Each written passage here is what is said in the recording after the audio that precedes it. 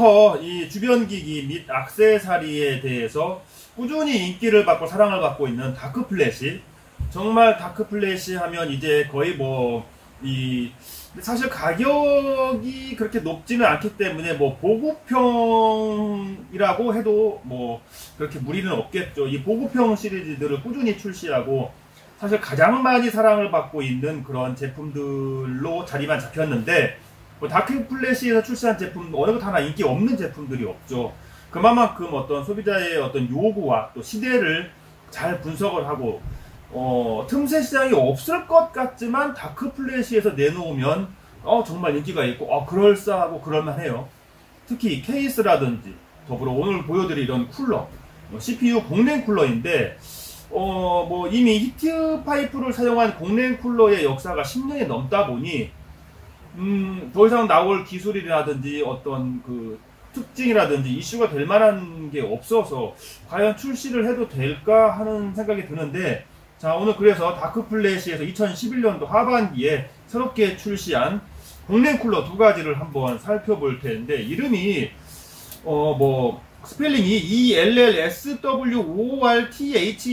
이름인데, 읽어보자면 엘스워스 그렇게 발음할 수 있는 것 같은데, 한번 물어볼 걸, 다크플래시에다가 한번 물어볼 걸, 이걸 뭐라고 읽는지, 엘스워스 그런 것 같아요. 엘스워스 S11 그런 이름인 것 같아요. 일단 모델은 한 가지인데 세 가지 버전으로 분류를 해서 판매를 하고 있고, 이건 지금 두 가지가 다른 게 아니라 색깔만 다른 거예요. 하나는 화이트, 하나는 검정색. 일단 모델을 세 가지를 분류를 한번 해보자면, 이 엘스워스 S11인가요? 아무튼 엘스워스 이 공랭 쿨러는 일단 가격대가 21,000원부터 26,000원이기 때문에 사실상 보급형, 그러니까 굉장히 저가형 그런 라인이죠. 경쟁이 굉장히 치열한 라인인데, 일단 경쟁 제품으로는 딥쿨의 겜맥스 400XT라든지 또 3R 시스템의 RC310과 RC410 그 중간급 정도 된다고 보시면 되고, 기본적으로 히트파이프를 4개를 갖추고 있는 원타워이기 때문에 사실상 경쟁 제품과 비교는 그렇게 의미가 없습니다. 이게 녹투아처럼 초대형 타워가 히트파이프 6개씩 들어가서 그런 방식은 아니잖아요. 그러니까 가격이 가장 중요하기 때문에 21,000원에서 26,000원짜리 제품이라는 거. 그럼 여기서 이제 인상적인 부분은 왜 같은 타워를 사용하는데 세 가지 제품으로 분류가 되었냐면, 요건 지금 제가 오늘 보여드릴 거는 엘스워스 S11 노멀 제품이에요. 이 노멀 제품 외에 엘스워스 S11 플러스 제품과 엘스워스 발음이 이게 많이 하니까 해갖고 엘스워스 S11 플러스 제품과 프로 제품, 그리고 이렇게 노멀 제품 세 가지로 나뉘는데, 일단 먼저 세 가지 제품의 차이는, 이 노멀 제품은 잠깐 꺼내서 보여드리면서 말씀을 드릴게요.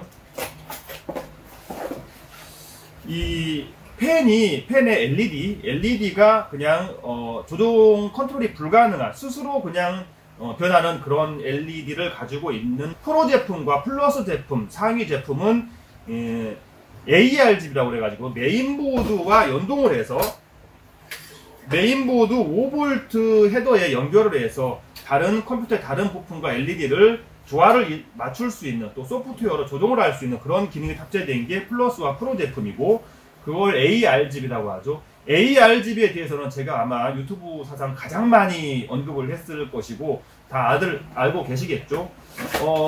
그러나 이 제품은 ARGB 제품은 아니지만, 이 겉에 있는 펜만 ARGB 펜 기능을 갖춘 펜으로 교체만 하면 언제든지 ARGB가 되는데, 그럴 바에는 프로라든지 플러스를 사면 되겠죠. 저 같은 경우는 이제 ARGB가 필요 없어서 대부분 ARGB만 구매를 하시기 때문에, ARGB가 아닌 제품은 어떤 LED를 내는지 보여드리고자 노멀 제품을 한번 준비를 해봤습니다. 그래서 여기서 이제 이 색상이 유치하거나 마음에 안 들면 펜만 교체하면 ARGB가 되겠죠. 어차피 하드웨어 타워는 똑같은 제품이니까, 플러스나 프로나 노멀이나.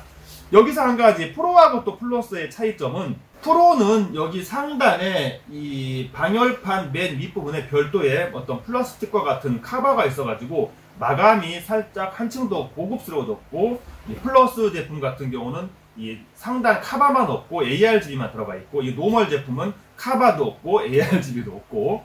자, 어쨌든 기본에 충실한 이 방열판의 성능은 세 가지 모델 다 똑같이 180W의 TDP 성능을 내고 있기 때문에 온도를 잡는 거는 똑같이 쉽습니다. 물론 이 쿨링 팬의 RPM이 훨씬 더 높다면은 성능은 조금 더 나아지는 건 분명한 사실입니다만은, 이 쿨링 팬의 RPM이 높다라는 건 소음하고도 직결되기 때문에 동일한 조건에서 비교를 하자면 뭐 다른 성능 차이는 전혀 없다고 보시면 되겠습니다. 뭐 워낙 보급형이다 보니까 이 정도로 설명은 끝났고, 일단 실물을 아주 자세히 보는 게 중요할 것 같아요. 이런 보급형들은 성능보다는 어떤 시스템을 빌드할 때 어떤 감성을 위주로 하기 때문에 실물을 자세히 보고 싶어 하는 분들이 많아서 실물 한번 보시겠습니다. 자, 먼저 이쪽에 AMD의 순정 쿨러가 오늘 다크플래시의 엘스워스와 온도 차이를 비교해볼 AMD 3600X 순정 쿨러입니다. 덩치부터 일단 뭐 순정 쿨러하고는 굉장히 큰 차이가 있죠. 자, 이거는 이제 블랙 모델이고, 상단에는 이게 이제 방열판이 이 쇠 이런 스틸 감성에서 위에 상단에는 블랙 모델이기 때문에 아무래도 블랙으로 도색이 되어 있나요? 이게 도색 마감재가 일단은 이걸 좀 확인을 제가 안 해봤는데, 휘어지는 거 보니까 플라스틱은 아니고 동일한 소재에 도색을 했는데, 도색을 굉장히 어떤 플라스틱처럼 무광 도색을 했는데 굉장히 도색이 잘 되어 있어요. 수준이. 이거 한번 휘었더니 안 펴지면 다시 안 돌아오네요. 여러분들은 이거 휘시면 안 될 것 같아요. 거의 잡힌 것 같아요.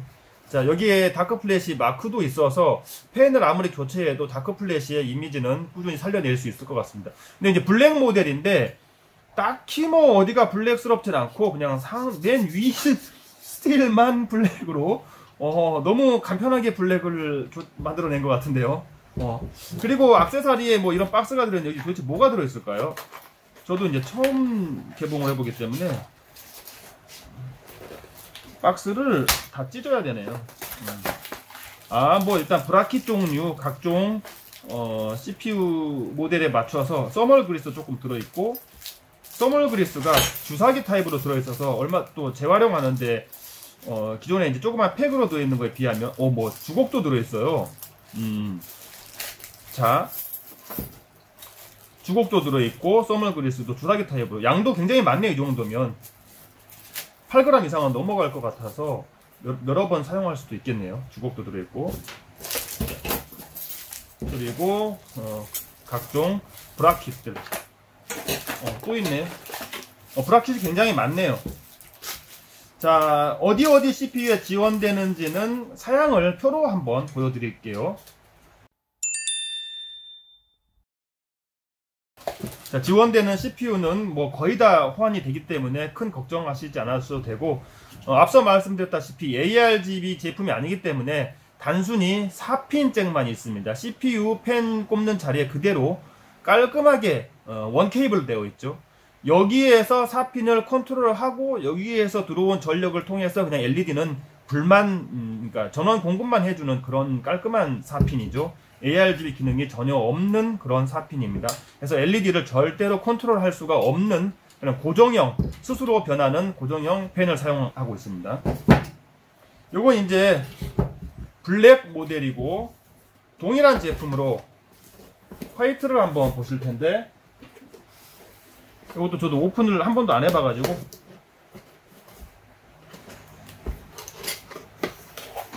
화이트의 감성은 어떤지 한번 또 보겠습니다.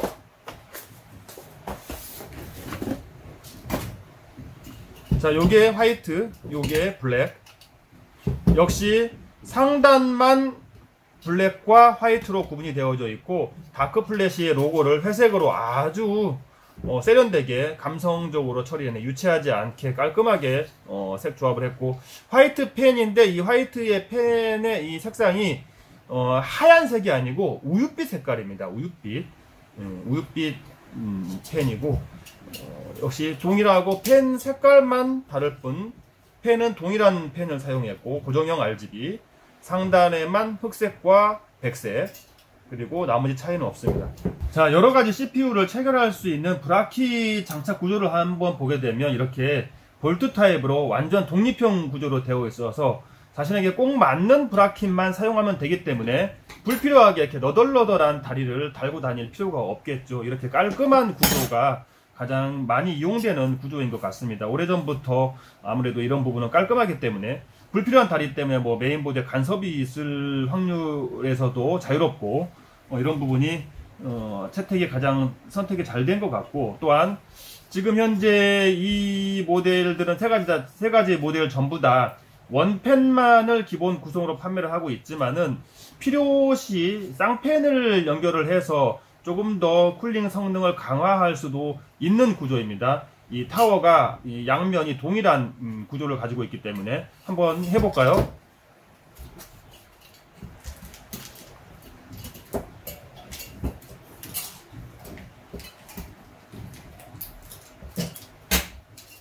자, 이렇게 앞 뒷면이 동일한 구조이기 때문에, 물론 이제 이 케이스에 장착을 할 때는 다크 플래시 마크가 위로 가게 뭐 이렇게 하면은 다크 플래시가 뒤집어져 있잖아요. 그런 부분에 대해서만 조금 신경 쓰면 펜은 쌍펜으로 다룰 수 있는 것 같습니다. 펜을 쌍펜으로 다룰 때 이쪽은 후면으로 비추니까 당연히 이쪽은 뒷면을 비춰 서로 마주보게 하면 안 되겠죠. 그렇게 하시는 분은 없겠죠. 뭐 이제 하얀색 펜을 하나 더 추가로 구매해서 뭐 그렇게 하시는 분이 뭐 계실 수도 있어요. 왜냐면 아무래도 쌍펜이 쿨링 성능이 당연히 더 뛰어납니다. 효과가 분명하게 있습니다. 그러나 이제 쿨링 성능이 모자라서 그럴 경우는 없지만, 아무래도 자기 만족이니까 튜닝이라는 게 꼭 성능 때문에 하는 건 아니지 않습니까? 너무나 간단하게 이렇게 쌍펜으로 구성이 되었네요. 이렇게 해서 메인보드에는 이런 CPU를 꼽는 핀들이 요즘에 기본으로 2개씩 갖추고 있죠. 물론 이제 없으면 Y자 잭을 액세서리로 구매해서도 사용하셔도 되겠지만, 자, 여기 이렇게 무난하게 이 펜에가 장착면에 고무 패킹이 다 기본으로 장착이 되어 있기 때문에 뭐 방진이라든지 또는 금속과 닿는 면에 스크래치라든지 그런 부분 없이 굉장히 안정적으로 밀착이 잘 되어서 진동 없이 펜의 구동이 가능하겠네요. 자, 이렇게 해보니까 쌍펜으로 쓰셔도 굉장히 좋겠죠. 자, 여기까지 실물을 자세히 한번 살펴봤고, 쿨러를 장착할 수 있는 이 브라켓 패키지들이 굉장히 많이 있는데, 보다시피 다양한 종류와 다 호환을 맞추기 위해서 온갖 부품이 다 들어 있습니다. 거의 뭐 한 10년 전의 것부터 최신 것까지 모두 사용할 수 있도록 호환 브라켓이 많이 들어 있는데 너무 어렵죠. 그래서 한번 장착하는 브라켓 종류, 장착하는 방법까지 한번 확인을 한 다음에 다음 테스트를 해봐야 될 것 같아요.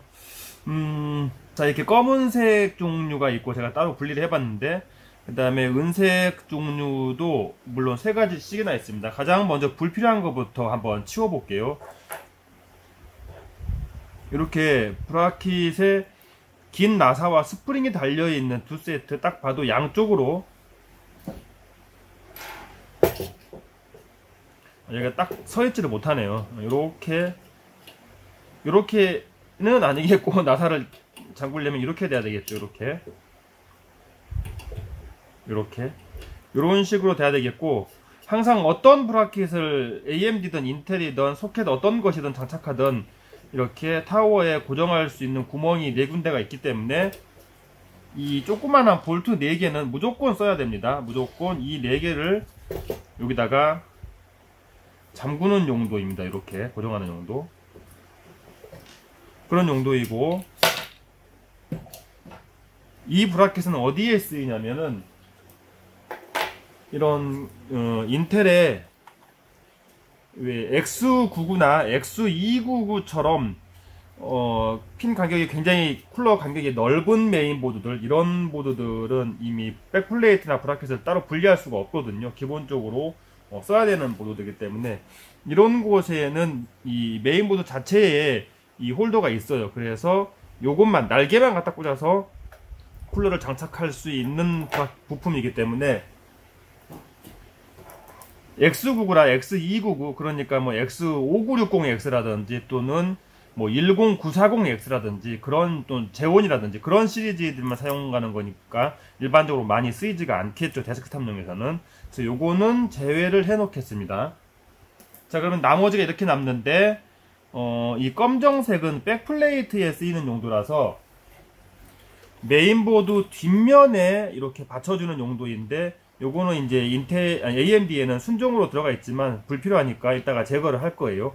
이 뒷면에 부착하는 부속이 이 검정색 부품이고, 이제 은색이 두 개가 남았죠. 그러면 당연히 하나는 AMD고 하나는 인텔이겠는데, 이렇게 일자형 발이 되어 있는 게 AMD용이고, 나사가 앞뒤로 평면인 게 AMD용이고, 스프링이 달린 나사 4개가 인텔용이고, 이 브라킷은 소켓 1151부터 최신 메인보드까지 다 호환이 가능한, 이 홀을 통해서 간격을 조절할 수가 있겠죠. 이렇게 해서 이거는 인텔용이고 이건 AMD용이고, 자, 이렇게 두 가지를 또 한쪽으로 치워 놓으면 백플레이트를 사용하는 방법을 알아야 되겠는데 굉장히 부품이 많죠. 하나씩 준비를 해 보겠습니다. 먼저 이 백플레이트는 보시면은 사각형에 움푹 패인 곳이 있고 볼록 솟은 곳이 있죠. 볼록 솟은 곳을 메인보드 쪽으로 갑니다. 마치 볼록 솟은 곳이 메인보드 쪽으로 가면 좀 뾰족하기 때문에 메인보드가 손상되지 싶은데, 그걸 방지하기 위해서 이런 스폰지 같은 양면 테이프가 있죠. 이 스폰지 같은 양면 테이프를 메인보드에 부착하면 좋겠지만, 뭐 우리가 이 부품을 평생 쓸 건 아니잖아요. 또 도중에 팔아야 될 수도 있고, 그렇기 때문에 양면 테이프가 메인보드에 붙으면 지저분하니까 이거를 뜯어서 브라킷 쪽에, 백플레이트 쪽에 이렇게 볼록 솟은 면에다가 붙여주겠습니다. 이렇게 사실 뭐 잘 붙진 않아요. 볼록 솟았기 때문에 떠 있죠. 그냥 어떤 그 눌림 방지, 손상 방지용일 뿐이지 메인보드에 부착했으면 좋겠지만, 우리는 또 이게 교환을 많이 하잖아요, 사고팔고를. 그래서 이렇게 놓고, 이렇게 됐으면 당연히 이쪽 부분이 메인보드 쪽으로 들어가겠죠. 그래서 이렇게 돼야 되니까, 이게 볼트예요. 볼트인데 볼트도 보면은 한쪽은 평면이고 한쪽은 둥글죠. 약간 뭐 불량품처럼 찐따처럼 생겼는데 그게 원래 이래요. 보시면은 가운데 쪽 날개 두 개가 AMD용, 바깥쪽이 인텔용인데, 일단 뭐 인텔용이든 AMD용이든 이 구멍에도 보면 한쪽은 평면이고 한쪽은 둥글게 되어 있어요. 이렇게 둥글게 이쪽은 평면. 당연히 볼트도 평면인 쪽을 이쪽에 브라킷의 평면인 쪽에다가, 일단은 AMD부터 꽂아 볼게요. AMD에 평면인 곳에 이렇게 놓으면은 쏙 들어가요. 반대로 평면인 곳에 둥글진 부분을 꽂으면은 밀착이 안 되거나 각도가 이렇게 삐딱하게 돼요. 이런 식으로. 이렇게 되면 안 되겠죠. 당연히. 그래서 평면인 쪽에다가 평면인. 그리고 최신 AMD는 이 바깥쪽 구멍을 사용합니다. AM4는. 그래서 바깥쪽에다가 이렇게 바깥쪽. 여기 안쪽 말고 바깥쪽. 잘못 꽂으면 꽂은 상태에서 이동이 안 되기 때문에 미리 선택을 하셔야 돼요. 바깥쪽에다 꽂고, 이 조그만 게 와샤인데 이게 메인보드를 엎었다 세웠다 하다 보면 이 볼트가 이렇게 빠져버리죠. 그러면은 뭐 두 사람이 해야 될 일은 아니잖아요. 이게 혼자서 해야 되니까 빠지지 않도록 이게 와샤가 홀더 역할을 합니다. 꽉 낑겨주는. 근데 너무 뻣뻣해요. 이렇게 고무 성분이 부족하고 플라스틱 성분이 강하다 보니까 조금 빡십니다. 이렇게 바깥쪽으로 놓고, 이것도 꽉 이렇게 하면 최신 AMD 시리즈들의 백플레이트로 세팅이 되겠습니다. 자, 인텔은 조금 이따 보여드리고 지금은 AMD부터 마저 조립을 한번 해버릴게요. 용도는 다 말씀을 드렸으니까.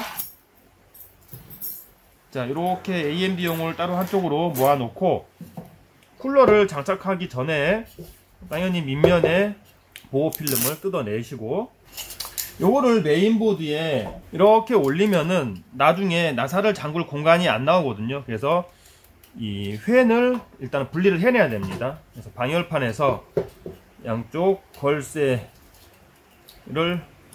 제껴서 팬을 분리를 해내고 이렇게까지만 놓고, AMD의 순정 메인보드를 보면 이 걸쇠 방식의 순정 쿨러를 장착하기 위해서 기본적으로 백플레이트와 브라켓이 장착이 되어 있는데, 요거는 쓰지 않을 거니까 분리를 해내야 되겠죠. 근데 요거는 반드시 이제 나중에 또 사고 팔 때를 위해서 보관을 해내야 됩니다. 버리시면 안 되고 보관을 해 두십니다. 일단은 우리 다크플래시의 쿨러는 백플레이트와 브라켓이 다 포함되어 있기 때문에 이렇게 구멍이 뚫린 상태에서, 자, 메인보드를 먼저 뒤집고, 아까 미리 볼트를 꽂아놨기 때문에 백플레이트를 구멍에다가 잘 놓으면은 안착이 잘 되죠. 뭐 이렇게 간섭이 이 콘덴서 발 같은 게 이런 데 닿을 것 같지만은 이쪽에 스페이서가 이 와샤 같은 게 있고, 또 아까 백플레이트 볼록 소순 부분을 메인보드에 닿는 부분이라고 했죠. 그렇기 때문에 떠 있습니다.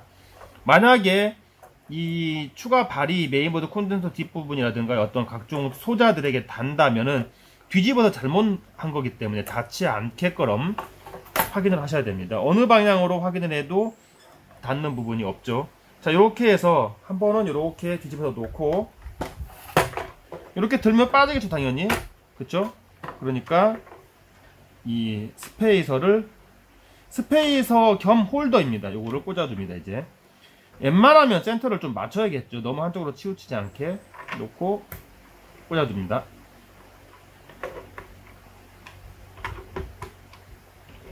이렇게 꽂아두죠. 자, 이제 빠지진 않죠. 이렇게 마치 순행킷을 장착할 때 사용하는 그런 방식이네요. MX4 아틱의 MX4 서머 그리스를 살짝 도포하겠습니다. 좀 남아있는데 안 닦고, 이 서머 그리스가 좀 아까운 거라 뭐 함부로 막 닦아내가 그렇지 않고, 낭비하지 않고 그냥 여기다가 도포할게요. 자, 이제 지금 메인보드가 여러분이 보시는 방향으로 이쪽에 윗부분이잖아요. 그러니까 이거를, 자, 이렇게는 닿을 거 아니잖아요. 쿨러가 뒷면으로 방향이 있어야 되니까. 그럼 이렇게 놓을 건데, 여기에 보면 상단에 다크 플래시 마크가, 로고가 있잖아요. 아, 손에 서머 그리스가 꼭 항상 이렇게 묻으면 잘 안 지워져요. 서머 그리스 조심하셔야 되는데 퀄리티가 많이 떨어졌네요. 자, 다크 플래시가 이렇게 위로 향하게끔 글씨를 맞춰주는 또 센스가 있어야겠죠. 이렇게 장착이 돼야 되겠죠. 이 브라켓을 보면 한쪽 면은 되게 반짝거리고 한쪽 면은 색깔이 무광 비슷하게 되어 있는데, 이 무광 비슷한 부분을 쿨러의 윗면을 보게끔 설치를 해야 될 것 같아요. 그래야 여기 끝부분이 휘어있는 부분에서 올라와 있는 부분으로 인해서 장력이 발생을 하겠죠. 따라서 이렇게 장착을 해줄 거예요. 반짝이는 부분이 보이게끔.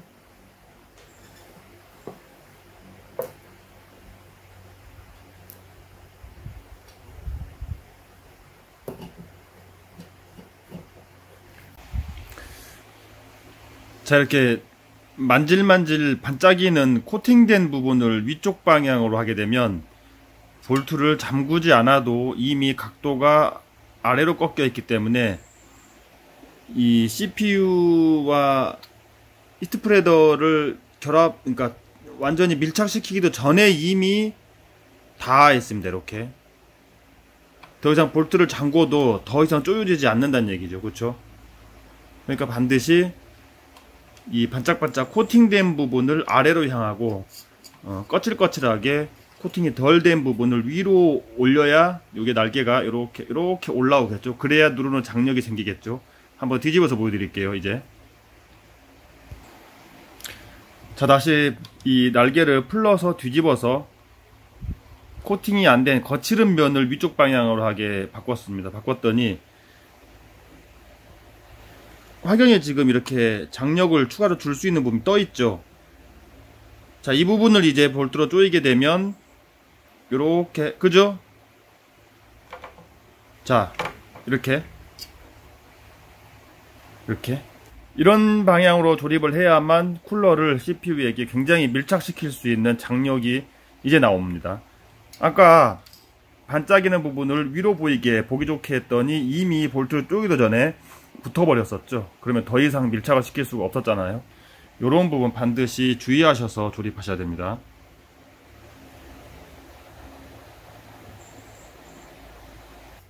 아주 세게 꽉 조여줘야죠.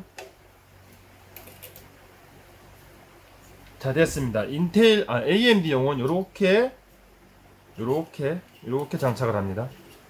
그래서 메인보드에 놓고, 아까도 말씀드렸다시피 다크 플래시 이름을 확인을 하고, 방향을 확인을 하고 내려놓고, 자, 살짝 흔들어서 서멀 그리스가 완전히 밀착되도록 내려놓고 평면 볼트를 줘야겠죠. 자, 이래서 아까 이쪽에 펜을 미리 분리를 해놨죠. 손이 닿기가 자리가 뭐 안되는 건 아닌데 이 날카로운 부분에 손이 상할 수도 있고 하니까 더 이상 손의 힘으로 잠기지 않을 때까지 계속 잠궈줍니다. 요거는 뭐 딸랑 2개밖에 없기 때문에 뭐 방향이 뭐 안 맞거나 틀리거나 그럴 수는 없겠죠. 이렇게 놓고, 근데 이 걸쇠 스프링이 생각보다 이렇게 장력이 세진 않네요. 살짝만 잡아주는 정도네요. 뭐 어떤 제품을 보면 막 이렇게 당겨서 넣어야 되는데 이거는 아주 간단하게, 뭐 그래도 이게 떨어지진 않으니까 네, 충분히 튼튼하게 잘 붙어 있습니다. 이렇게 하면 설치가 이제 다 끝났네요. 사실상 완전히. 이렇게 AMD용은 쿨러 설치가 끝났습니다. 자, 마저 이어서 인텔용도 설치를 한번 해볼게요.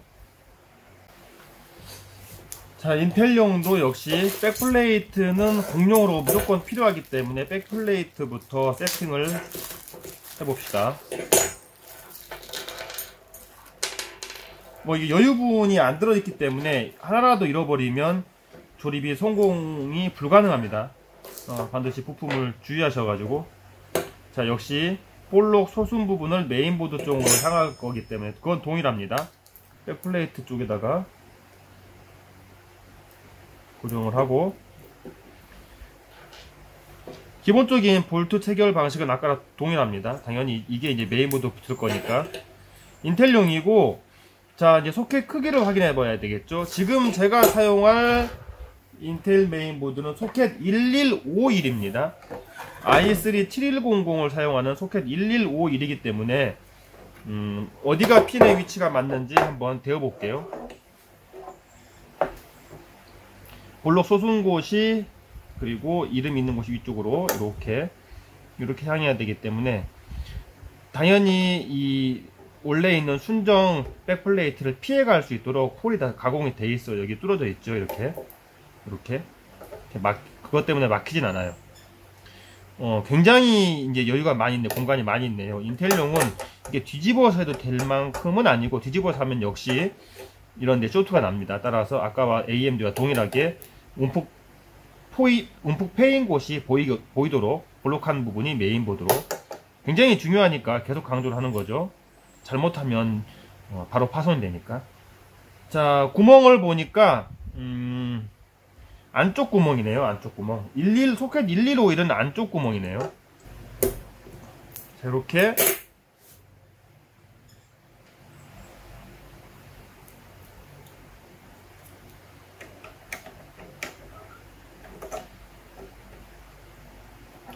약간 좀 안 맞는 것 같은 게 아니고 맞네요. 안 맞나? 구멍이 바깥으로 가야 되나? 아닙니다. 맞습니다. 예. 바깥은 안 들어가요. 예, 안쪽 구멍입니다. 안쪽 구멍이 맞습니다. 소켓 1151은 안쪽 구멍으로 맞죠? 예. 좀 삐딱한 건가? 잘 맞습니다. 예. 이렇게 내려놓고 아까와 동일하게 스페이서 겸 홀더를 이것도 역시 꽂아주고, 1151이 구멍이 바깥쪽인가요? 좀 뭔가 편안하게 잘 안되는 느낌이 나는데,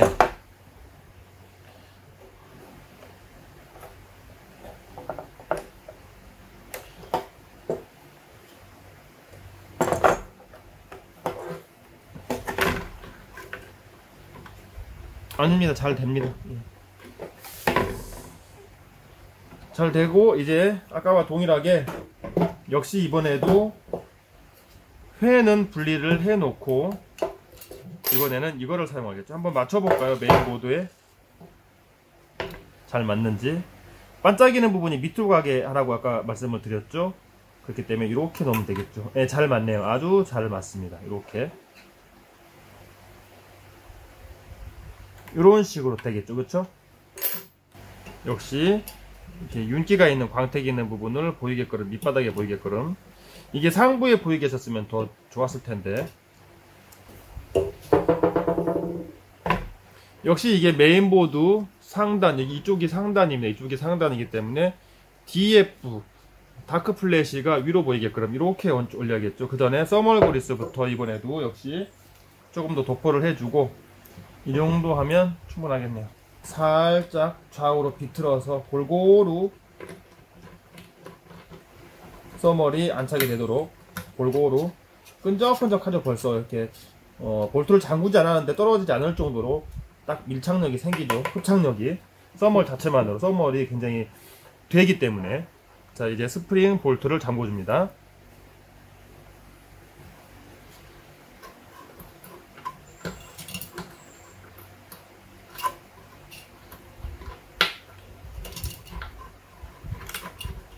그렇게 힘들이지 않고 잠기는데, 스프링이다 보니까 아무래도 벌써 장력이 생겨서 한쪽으로 치우치죠. 한쪽을 눌러줘 가면서, 이쪽에 이렇게 한쪽 발을 눌러줘 가면서 여기에 손 상하지 않도록 조심하시고, 역시 이쪽도 이쪽 손으로 여기를 살짝 눌러줘 가면서 드라이버질 하지 말고 손으로 잠그는 게 좋습니다. 처음에는.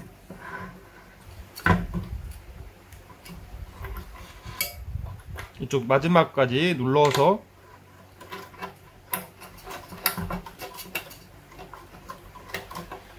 최종 마감까지도 드라이버질을 할 필요 없이 그냥 손으로만 잠그겠습니다.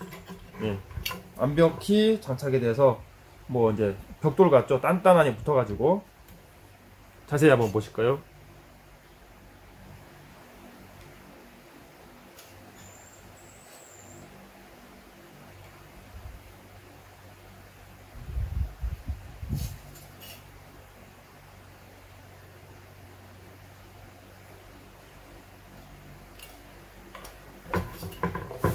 이렇게 하면 인텔용 1151 소켓도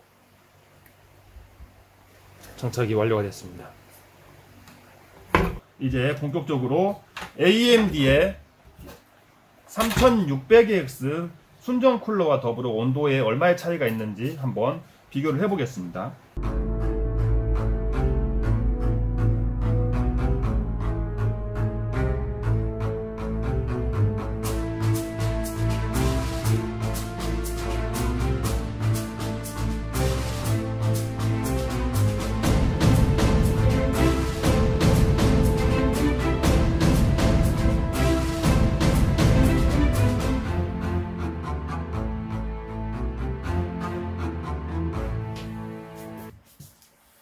AMD의 순정 쿨러 상태로는 계속해서 65도, 최대 66도, 최소 14도는 이제 시작할 때, 아무래도 겨울이다 보니까 온도가 굉장히 낮네요. 벤치가 거의 다 끝날 무렵에 66도에서 이제 급격히 온도가 하락을 하고 점수는 9618점을 냈습니다.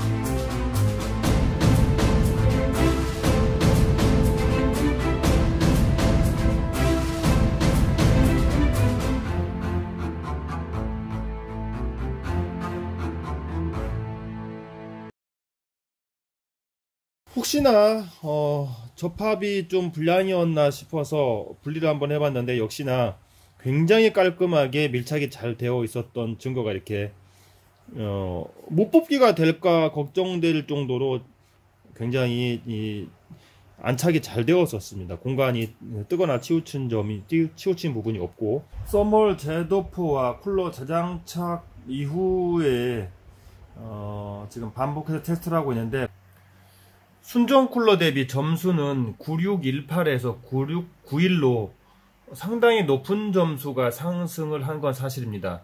쿨러에 의한, 쿨링 성능에 의한 스로틀과는 전혀 관련이 없다고 봐야 되겠고, 최대 온도가 66도고 평균 66도였기 때문에 그래서 점수는 의미를 부여하지 않겠습니다. 자, 이쯤 됐으면은 이제 쿨러의 뭐 불량까지도 의심할 정도인데, 일단 열이 하부에서 히트 파이프를 거쳐서 상단으로 올라오고 있는 느낌이 전혀 없기 때문에 이번에는 팬을 한번 제거하고 노RPM에서 한번 온도를 보겠습니다. 아무래도 열 화상 카메라라는 장비가 없다 보니까 이렇게 적외선 방식으로는 정확한 온도를 찾아낼 수가 없어서 여러 지점을 측정을 해보는데, 그 중에 제일 높은 온도를 찾아보고자 하는데 높은 온도는 딱히 잡히지가 않고 약 42도 정도, 지금 코어 벤치상 87도까지 올라갔고, 이제는 이제 방열판도 36도 선까지 올라왔는데 조금 느리게 올라오긴 했어요. 그러나 굉장히 불똥이가 됐어요. 불똥이가 됐어요. 예, 열은 올라오고 정상적으로 접합되어 있나 봅니다. 현재 89도 선. 자, 90도 시점에서 팬을 연결을 하겠습니다. 뭐 이거 몇 도까지 걸려야 온도 올라가야 이게 스탑이 될 건지 그런 세팅이 없었나 봐요. 110도 넘어가니까 예전에 590X가 재부팅이 되던데, 이제 팬을 연결했습니다. 팬을 연결하니까 뭐 벌써 이렇게 LED 색상으로 팬이 구동되고 있다는 게 확인이 되겠죠. 온도가 얼마나 빨리 떨어지는지 한번 볼까요?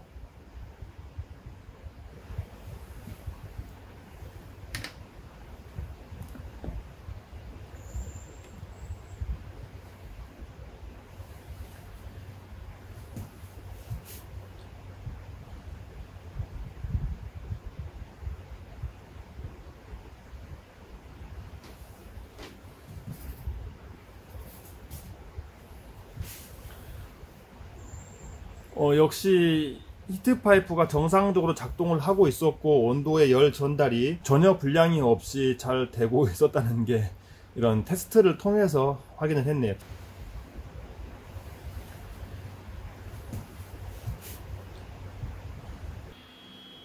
역시 온도는 떨어지지 않고 있습니다.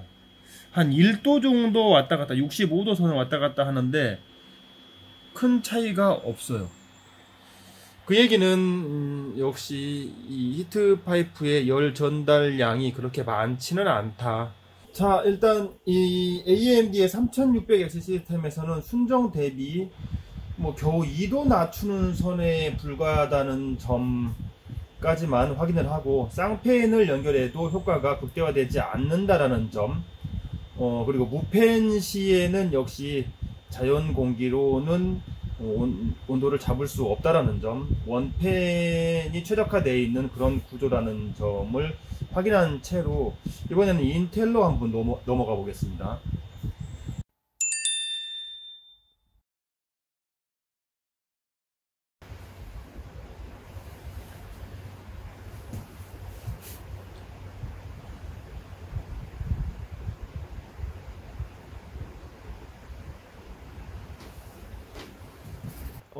온도는 최저 16도에서 시작을 해서 최대 40도를 찍었지만 평균 38도로 보여줬고, 40도는 잠깐 한번 터치하고 38도로 보여줬고, 점수는 지금 2619점이 나왔습니다. 이제 순정 쿨러로 교환하고 온도와 점수를 계속해서 비교해 보겠습니다.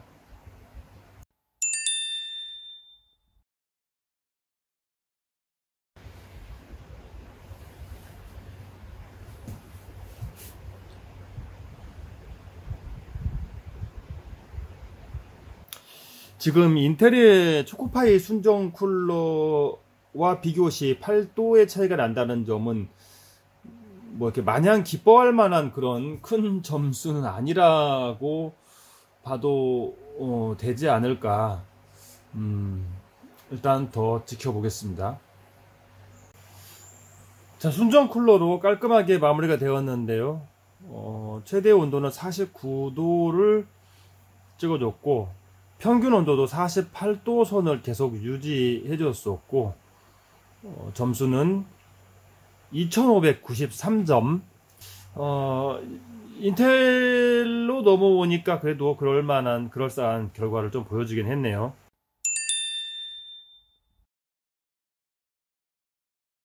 자, 아무리 21,000원대의 보급형 또는 최저가 라인이긴 하지만 얘네들의 기본 이 용도가 CPU 쿨러이기 때문에 온도를 잡아내는 확실한 모습을 한번 봐야 되지 않겠습니까? 인텔에서는 뭐 확연한 차이를 보여주긴 했지만 인텔 순정 초코파이와 비교해서 온도에서 우위에 있다라는 게 무슨 그런 영광이겠습니까? 그렇죠? 특히 AMD 같은 경우는 이 정도 차이면은 굳이 뭐 순정 쿨러 대비 교체해야 될 의미가 없어지기 때문에 명분이 안 서서 타사 쿨러가 어쩔 수 없이 한번 비교를 해볼 텐데, 히트파이프 개수와 길이가 같고 타워의 크기와 부피와 무게가 거의 흡사한 타사 제품 중에 하나를 선택을 해서, 사실 동급이라고 봐도 되겠죠. 동급에 물론 이제 이 제품은 팬이 쌍팬이니까 다크플래시도 역시 쌍팬으로 같은 동일한 조건에서 테스트를 해볼 텐데, 이번에는 인텔의 10940X라는 CPU입니다. 10940K가 아니라 10940X, 메인보드가 X299 시리즈에 사용되는 CPU 코어가 무려 물리적인 코어가 14개, 스레딩 포함해서 28코어죠. 14개니까 28코어 CPU이고, 코어가 많음에도 기본 베이스 클럭이 3.3기가를 넘어서기 때문에 발열량이 상당하고, 보통은 이 제품은 순행이 아니고서 사용하지 않는 그런 라인이기 때문에 아마 이 공랭으로 비교하는데 꽤 효과적이지 않을까 아마 기대가 됩니다. 한번 테스트를 해보겠습니다.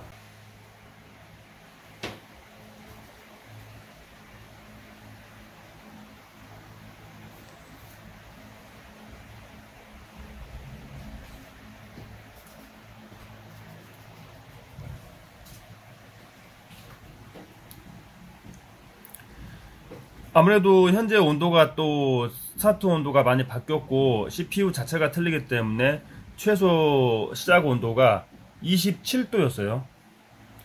26도이네요. 최소 스타트 온도가 26도. 26도고 현재 6분 정도가 진행된 가운데 최대 온도는 약 70도. 최소 온도가 25도도 있었네요. 25도. 지금 25도에서 지금 최대 70도를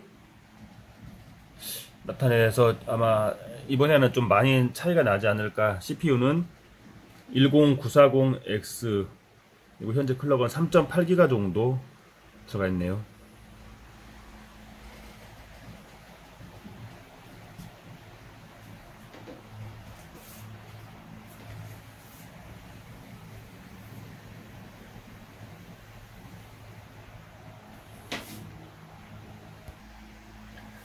맥스 온도를 제외하고는 평균 67도, 66도, 모든 코어가, 올 코어가 66도, 7도 선을 유지하고 있습니다. 인상적인 부분이 올 코어의 온도가 비슷하게, 그러니까 올 코어의 부하가 굉장히 균일하게 걸리고 있다는 게 좀 인상적인 부분이고, 소모 전력이 지금 현재 CPU상 164W 소모되고 있는데 10940X의 최대 TDP가 그렇게 높았었나요? 165인데 동일하네요. 예, 165W 동일합니다. 현재 사용되고 있는 CPU TDP가 165W인데 엘스워스도 최대 TDP가 180이기 때문에 스펙을 한번 볼까요?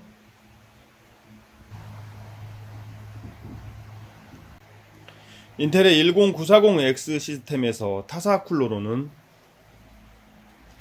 최소 25도에서 스타트해서 최대 72도도 한번 찍었지만 평균 67, 8도 내에서 꾸준히 온도가 유지가 됐고, 시네벤치 R23 점수는 17,236점, 17,236점.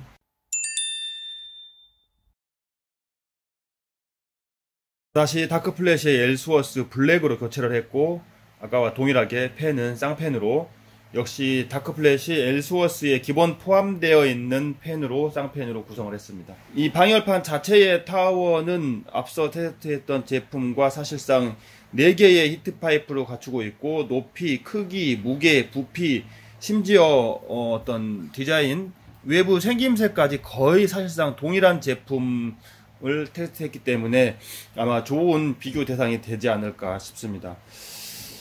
온도가 굉장히 인상적인 부분이 또 이렇게 큰 편차가 없이 코어마다 깔끔하게 균일하게 올라가고 있는데, 일단은 165W가 다 걸린 상태에서 CPU 100% 부하가 걸린 상태에서 온도가 확실히 낮아지는 모습을 볼 수가 있는 것 같아요.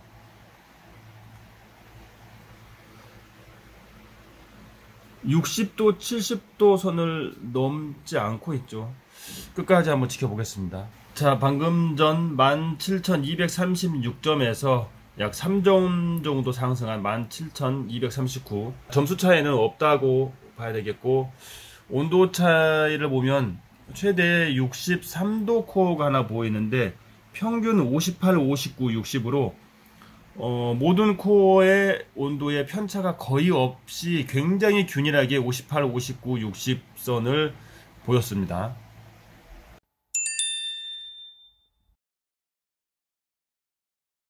자, 테스트 처음에 AMD의 순정 쿨러 대비 온도 하락이 그렇게 크지 않기 때문에 살짝 긴장을 좀 했었는데, 그리고 인텔의 순정 쿨러 대비는 뭐 차이를 보여주긴 했지만 인텔 순정 쿨러하고 비교해서 못하겠습니까? 솔직히 어떤 이 영상에 뭐 한 커트를 차지하기 위해서 인텔 순정 쿨러를 집어넣은 것 뿐이지, 근데 뭐 사실 아닌 게 아니라 이렇게 실사용을 할 거예요. 이게 지금 테스트용으로만 인텔에 장착한 게 아니고 이 상태로 실사용을 할 거기 때문에 이렇게 장착한 김에 테스트도 해봤지만, 어쨌든 온도에 대해서 살짝 불안한 감이 없잖아 있었기 때문에 이대로 끝낼 수는 없어서 마지막까지 TDP 165W에 10940X까지 테스트를 해봤더니 무난하게 60도 내에서 잡아주네요. 타사 제품 대비 온도 하락이 꽤 있었고, 이 정도 성능이라고 봤을 때는 아무래도 AMD의 5900이라든지 5950, 590X 그 두 개 제품을 빼고는 웬만해서는 거의 모든 제품의 온도를 다 잡아줄 듯 싶어요. 그래서 가격 대비 역시 어차피 이 히트파이프 4개를 가진 타워형 공랭 쿨러는 거의 10만원대까지 그 구조가 다 동일하기 때문에 사실 온도는 웬만하면 다 잡는다고 보고, 이번 컨셉은 어쩌면 좀 다크플래시의 저가형 CPU 쿨러 중에 L6이라고 이런 6개의 히트파이프와 듀얼 타워 구조를 가지고도 이제 팬은 좀 튜닝한 건데 어차피 쌍팬을 이용할 수 있는 구조이기 때문에 이런 어쩌면 괴물 같은 성능을 내지 않을까 기대를 했던 L6이라는 쿨러가 사실은 온도를 잘 잡아주지 못했어요. 어떤 설계에 결함이 있는지는 모르겠지만은 아무리 해봐도 온도가 안 잡히더라고요. 그래서 살짝 이런 저가형 라인에 좀 불안한 마음이 있었는데 다행히도 온도를 잘 잡아내는 모습을 보여드리면서 마무리를 할 수 있게 되었네요. 여러분들은 그래서 영상 초반에 말씀드렸다시피 엘스워스 프로나 플러스처럼 ARGB 팬을 구매할 것인가, 아니면은 나는 그냥 측면만 보여도 상관없으니까 LED가 어차피 비치지가 않기 때문에 그냥 가성비 21,000원짜리 노멀 제품을 구매할 것인가, 그 부분만 결정하시면 될 것 같아요. 그러나 이제 한 가지 말씀드릴 거는, 이 제품의 겉 박스가 노멀과 프로와 플러스를 공용으로 아마 사용하나 봐요. 왜 그러냐면 이 제품은 ARGB를 지원하지 않는데 이 겉 박스에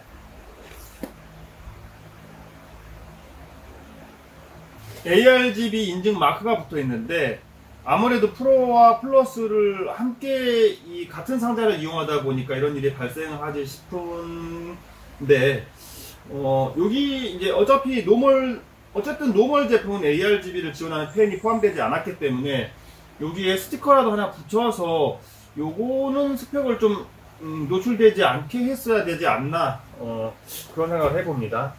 자, 그리고 다크 플래시에는 여러분 잘 알다시피 이런 21,000원짜리 고급형 저가형 가성비 쿨러도 있지만은 제 채널에서 아주 집요하게 많이 보여드렸던 DX360 트위스터 ARG 이런 3열 순행도 있고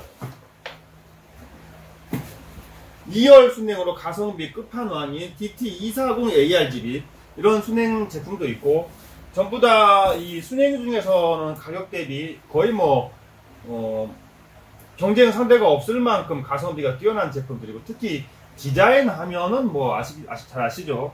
뭐 디자인이 아무리 호불호가 있다고 하더라도 다크 플래시의 디자인은 뭐 누구나 다 인정하는 부분이니까 이런 다양한 제품들이 있으니까 최저 21,000원대부터 최대 8만원대까지 3열 순행까지 다양한 제품을 선택하실 수 있는 폭넓은 제품이 출시가 된 것 같습니다.